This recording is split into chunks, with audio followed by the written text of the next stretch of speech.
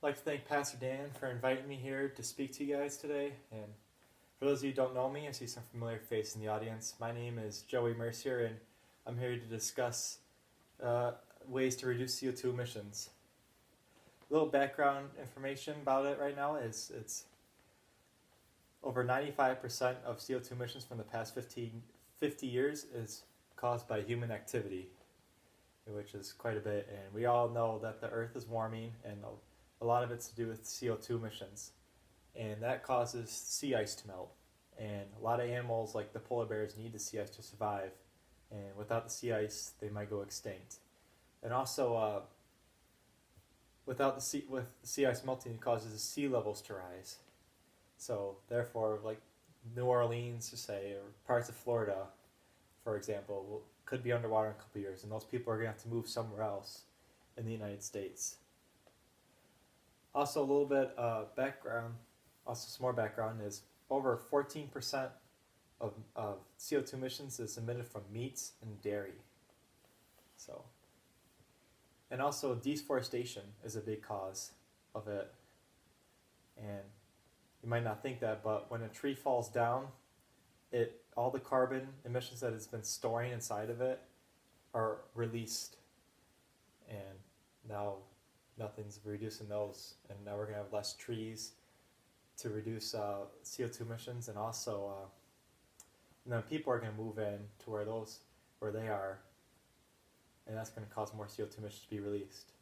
And also a little bit what's going on today is with the coronavirus going on, people are staying inside. And there was a picture out on the internet released by NASA that showed parts of China from this year and last year at the same time, and it showed, since they're staying inside, significant reduction in CO2 emissions, which is good. But if we don't act now, it might be too late. So, kind of some of the ways that Madonna University and other universities are limiting CO2 emissions is, for one, big universities like Michigan and all them, they're doing public transportation, and that way, each student's not driving a car to campus or not. They're either walking, biking, or taking the bus, which reduces the CO2 emissions. And so, for suggestions for a church like you guys would be to carpool. Carpool as a family instead of each person taking a car. And it might cause an inconvenience right now, but in the long run, it's going to be a real positive thing. And also another thing, Madonna and I'm sure a lot of other places are doing is they got recycling. And recycling is not too hard. Just put a can up instead of recycle and fill it up instead of throwing everything away. So, I mean, that's not too costly. All you have to do is, if you don't have a trash can, is go to the store and buy one. It's a couple bucks, and once it fills up, take it home, put it out recycling, or take it to a recycling plant.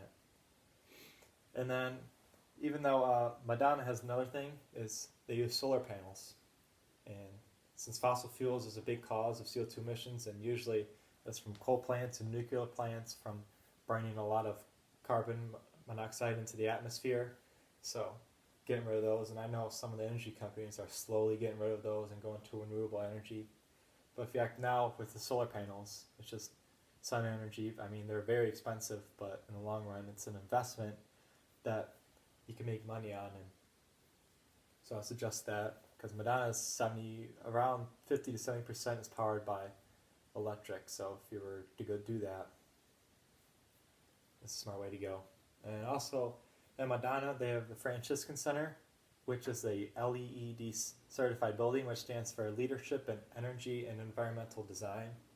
It basically provides a framework for a healthy, high efficient, and cost-saving green building, or cost-efficient green building. And some of the examples that it has in there is natural lighting. It has big windows inside of it that lets in all sunlight. Even in cloudy days, it's still pretty light in there. I know the floor is made of cork, and just a lot of renewable resources go into the building.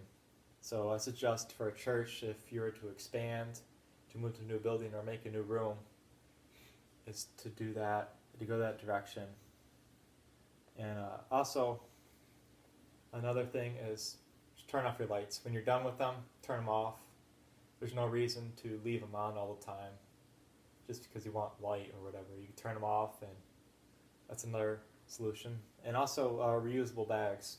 So using plastic bags all the time, one time, and you see them driving down the road, being blown around or being stuck in trees. So if we just reuse bags or something, use reusable bags when you go to the grocery store, when you're out grabbing stuff, be a lot better. And go back to the carpooling area. If say you want to go to your friend's house and it's down the street, it's a nice day, I would suggest walking instead, or riding your bike instead of driving your car. So that way we're reducing CO2 emissions in the air. And another suggestion is, I'm sure, is eat less meat. I mean, sure, it's people eat it every day, but if you reduce it to one time a week, 2 times a week, even that, and maybe once a month eventually, it's going to save a lot of CO2 emissions. Because again, 14.5% of the CO2 emissions caused by meat and dairy. So we're just going to have to adapt. And also, the interesting fact is, even if we reduce CO2 emissions right away, it takes decades for the Earth to respond. So if we don't do something now, then the Earth is going to be in trouble in a couple of years. So, and also, like I said, turn off your lights. Try to go renewable energy. Reuse your resources instead of one-time use. Throw it away. Try to use it over and over again. And I say, if you have to, plant a tree or something. It's going to take a couple years for a tree to emit oxygen and start taking those carbon monoxides or CO2 emissions out of the air. So, possible solution is plant a tree. And always recycle, and ride your bike, take walks, all this good stuff, and don't unnecessary.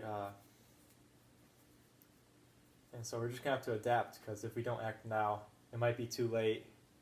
And because you think, oh, we'll put it off till later or whatnot, and then it's too late, and now your grandkids are the ones suffering in the smog area and all these CO2 emissions, and the planet's warming. So we have to do something fast as a society, just something little. If everybody does something little every day to reduce their CO2 emissions and carbon footprints, it will make the world a much cleaner and better place. So I hope we all can take a little something away from this, and that just any little thing you do could be a possible lifesaver for future generations and for society. Thank you.